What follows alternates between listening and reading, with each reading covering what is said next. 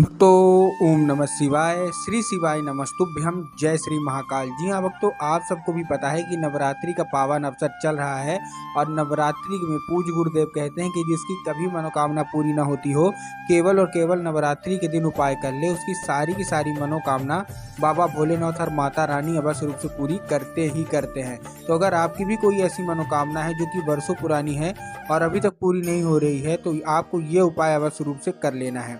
क्या करना है, कैसे करना है, पूरा आपको समझाने वाला हूँ। उपाय ध्यान से सुनिएगा, अच्छे से करिएगा। अगर आपने आज का ये उपाय ध्यान से सुन लिया, अच्छे से कर लिया, तो 100% है कि आपकी जो कोई भी इच्छा है, जो कोई मनोकामना है, सारी की सारी महादेव और माता रानी अवश्य रूप से पूरी करते ही करते हैं। हिंदू धर्म का और सनातन धर्म का बहुत ही बड़ा त्यौहार माना जाता है नवरात्रि। देखिए, पूज्य गुरुदेव तो इतना भी कहा है कि जितना महत्व महाशिवरात्रि का होता है, जितना महत्व मकर संक्रांति का होता है, उतना ही ज़्यादा महत्व किसका होता है, नवरात्रि का होता है। तो देखिए, नवरात्रि के दिन आपको क्या करना है, कैसे करना है, पूरा बताने वाला हूँ। उपाय ध्यान से सुनिएगा, अच्छे से करिएगा। पूज्य गुरुदेव कहते हैं कि अगर आपने इस दिन उपाय किया तो मनोकामना 100% पूरी होगी ही होगी।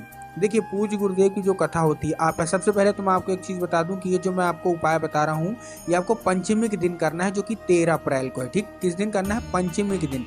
देखिए, पूज्य गुरुदेव ने तो यहाँ तक बताया है कि देखिए, ये उपाय आप किसी भी दिन कर सकते हैं, लेकिन जैसा कि आपको पता है, हिंदू धर्म में जो लोग भी मतलब महिलाएं व्रत रहती हैं, पुरुष व्रत रहते हैं, तो बहुत सारे लोग क्या कहते हैं, 9 दिन रहते हैं।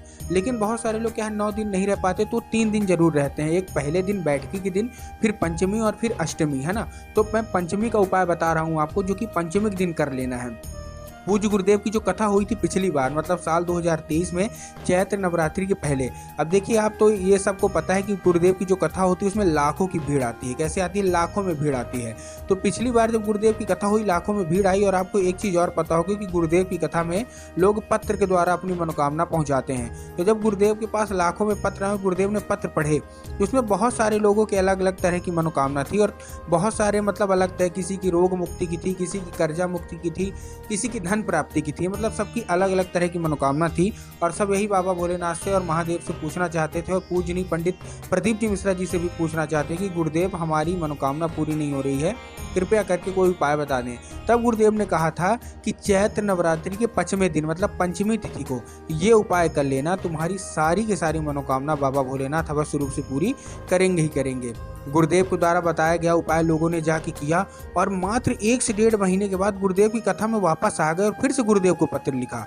लेकिन इस बार आप जान के हैरान हो जाओगे कि ये वाला जो पत्र था, ये गुरुदेव को धन्यवाद के रूप में पत्र था कि गुरुदेव, धन्य हो आपका, आपके द्वारा बताया गया उपाय हमने कर लिया है और हमारी सारी की सारी मनोकामना बाबा भोलेनाथ ने पूरी कर दी है। आपका कोटि कोटि धन्यवाद। तो देखिए, अगर आपको भी जानना है कि आखिर ऐसा कौन सा उपाय है जिसको करने मात्र से लोगों की सारी मनोकामना पूरी हो जाती है, तो चलिए हम बताते हैं आपको उपाय। लेकिन उससे पहले, चैनल पे अगर पहली बार आए हैं और आवाज़ मेरी पहली बार सुन रहे हैं, तो वीडियो को कर दें लाइक और चैनल को भी कर लें सब्सक्राइब, ताकि पूजनीय पंडित प्रदीप जी मिश्रा के रोज़ नए नए उपाय, जो कि मैं उनकी कथा से सुनता हूँ, श्रवण करता हूँ, सबसे पहले मैं आपको प्राप्त करा सकूँ। तो देखिए, जो हमारा पहला उपाय है वो धन प्राप्ति का उपाय है। अगर आपके जीवन में कोई ऐसी समस्या है धन प्राप्ति की, कि आपके जीवन में धन की कमी है, आप बहुत ज़्यादा प्रयास कर लिए कि धन आ जाए, लेकिन अभी तक धन आया नहीं है, तो ये उपाय आपको पंचमी के दिन करना है। क्या करना है, देखिए, सबसे पहले आपको लेना है पान के पत्ते। क्या लेना है, पान के पत्ते। और अगर आपको पान के पत्ते नहीं मिलते तो आप आम के पत्ते ले लीजिए। बहुत सारे लोग पान के पत्ते ले लेते हैं, बहुत सारे आम के पत्ते ले लेते हैं। तो आप कोशिश ये करिए कि अगर पान का पत्ता नहीं मिल पाता तो आम के पत्ते तो जरूर लेने। ठीक, तो आप आम के पत्ते ले लिए, चलिए हमने मान गए। ठीक, आम के पत्ते आपने ले लिए। कितने आपको लेना है आम के पत्ते, 11। कितने, 11 आम के पत्ते ले लेने। ठीक, अब देखिए, सबसे पहले जो आम के पत्ते आप लेंगे, उसमें आपको ध्यान रखना है कि आम का पत्ता कहीं से भी कटा फटा या खंडित नहीं होना चाहिए। मतलब कहीं से भी टूटा फूटा मुरझाया बिल्कुल भी नहीं होना चाहिए, क्योंकि इस उपाय में क्या है, कोई भी आप उपाय कर रहे हो, खंडित चीज़ें मतलब भगवान को बिल्कुल भी नहीं चढ़ती। आपने 11 पान के पत्ते ले लिए। सबसे अच्छी बात इस उपाय की है कि इसको कोई भी कर सकता है, मतलब महिलाएं भी कर सकती हैं, पुरुष भी कर सकते हैं, घर का कोई भी सदस्य कर सकता है। ये धन प्राप्ति का उपाय है। आपको करना क्या है, ले लिया आपने, मतलब आम के पत्ते ले लिए 11।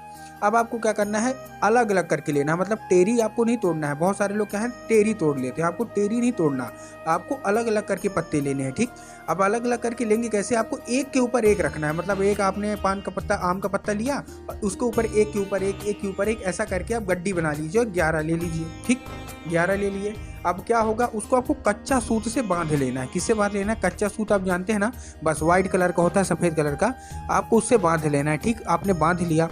बांधने के बाद आपको क्या करना है, देखिए 2 साइड हो जाएंगी, एक तरफ जिधर डंडी होगी और एक तरफ जिधर पत्ता होगा। तो आपको डंडी साइड आपको शहद में डुबो देना है। किस में डुबो देना है? शहद आप जानते हैं ना, बस आपको शहद में डुबो देना है। कौन सी? डंडी वाली साइड डुबो दिया। और डुबोने के बाद आपको कहाँ लेके पहुँच जाना है? सीधा सीधा आपको पहुँच जाना है शिव मंदिर। अब आप बोलोगे नवरात्रि का उपाय है शिव मंदिर, देखिए मैं बता रहा हूँ, इसीलिए बोलता हूँ पूरा उपाय सुना करिए। पहुँच गए शिव मंदिर। अब शिव मंदिर में पहुँचने के बाद आपको माता शोक सुंदरी पे अर्पित करना है। ठीक, अब देखिए जिनको पता है कि माता शोक सुंदरी की जगह कहाँ होती है उनका तो ठीक, लेकिन बहुत सारे ऐसे लोग हैं जिनको यही नहीं पता कि माता शोक सुंदरी की जगह कहाँ होती है। तब गुरुदेव ने बताया कि आप जिस भी शिव मंदिर जा रहे हैं उस शिव मंदिर का जो जलाधारी होता है, तो जलाधारी के दाएं मतलब राइट साइड में माता शोक सुंदरी की जगह होती है। तो आपको करना क्या है, माता शोक सुंदरी की जगह पे आपको ये आम के पत्ते आपको अर्पित करना है। और अर्पित करके आपके जीवन में जो कोई भी समस्या होगी धन से रिलेटेड, आपको सारा का सारा वहाँ बोल देना है। पूज्य गुरुदेव कहते हैं कि अगर पंचमी के दिन आपने उपाय कर लिया तो मात्र 1 से 1.5 महीना लगेगा, आपके जीवन में जितने भी धन संपदा की दिक्कत थी सारे के सारी हट जाएंगी। ठीक, तो ये तो था हमारा पहला उपाय। अब हम आते हैं अपने दूसरे उपाय की ओर, जो कि मनोकामना पूर्ति का उपाय है। बहुत सारे लोगों के जीवन में मनोकामना ऐसी ऐसी होती हैं जो कि पूरी नहीं होती, तब गुरुदेव ने मनोकामना पूर्ति का उपाय बताया है। अब इस उपाय में आपको करना क्या है, देखिए सबसे पहले आपको इस उपाय में चाहिए क्या, आपको ये सबसे अच्छा बात है कि आपको ये 2 दिन में करना है। मतलब जो चौथा दिन होगा ना, चौथे दिन के रात को ये कर लीजिए और 5वें दिन की सुबह ये कर लीजिए। अब जो चौथे दिन नवरात्रि का जो 14 होगा, चौथा दिन मतलब चतुर्थी होगी, आपको रात के समय आपको लेना है कलश लेना है। ठीक, कलश में आपको जल भर लेना है, तांबे का लोटा होना चाहिए, उसमें आपको जल भर लेना है।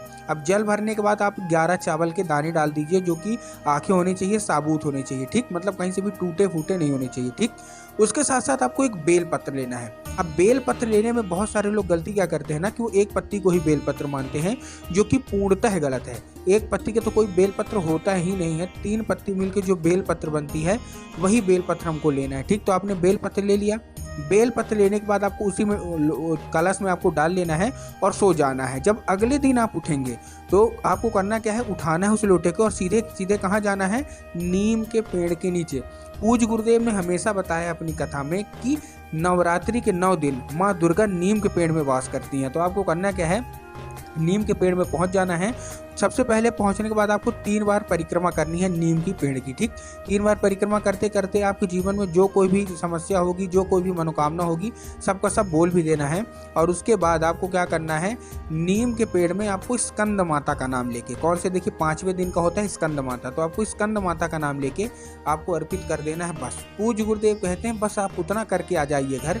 नवरात्रि खत्म होते होते आपकी जो कोई भी इच्छा, जो कोई मनोकामना है, महारानी अवश्य रूप से पूरी करेंगे ही करेंगे।